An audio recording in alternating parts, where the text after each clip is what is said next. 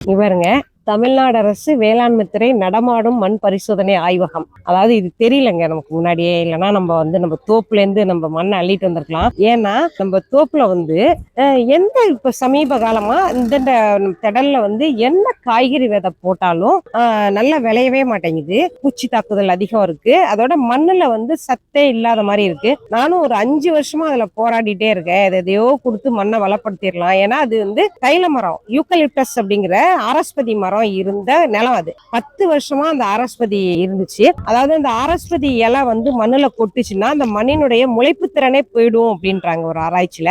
அது இருந்ததுனாலயோ என்னமோ அதுல நாங்க சும்மா உழுது போட்டோம். அப்புறம் எரு அடிச்சு மடக்கி மடக்கி உழுதோம். களைகளை உண்டாக்கணும். அந்த களைகளை மடக்கி மடக்கி உழுதோம். இப்போ ஒரு சைடு வாழை போட்டோம். அந்த வாழையும் எங்களுக்கு வேஸ்டா தான் ஆச்சு. நல்லா வரவே இல்லை. அதுல நல்ல ஈல்டு எடுக்கவே இல்லை. நாங்க கிழங்கு நல்லா வந்தது. பட் இப்போ இந்த திடல் சைடு நாங்க எது போட்டாலுமே அந்த மண்ணுல என்ன இல்லைன்னு தெரியல, விளைய மாட்டேங்குது. தெரிஞ்சிருந்தா நம்ம அங்கிருந்து நம்ம மண் எடுத்துட்டு நம்ம ஆய்வு பண்ணிருக்கலாம். இது இங்க என்ன நடக்குதுன்னே தெரியாம நம்மளோட வேல் இயற்கை அங்காடியில இருந்து பையன் கூப்பிட்டுருந்தாரு நம்மள. சரி, ஏதோ ஒரு விவசாய கண்காட்சி நடக்குது அப்படின்னு சொல்லிட்டு வந்திருந்தோம்.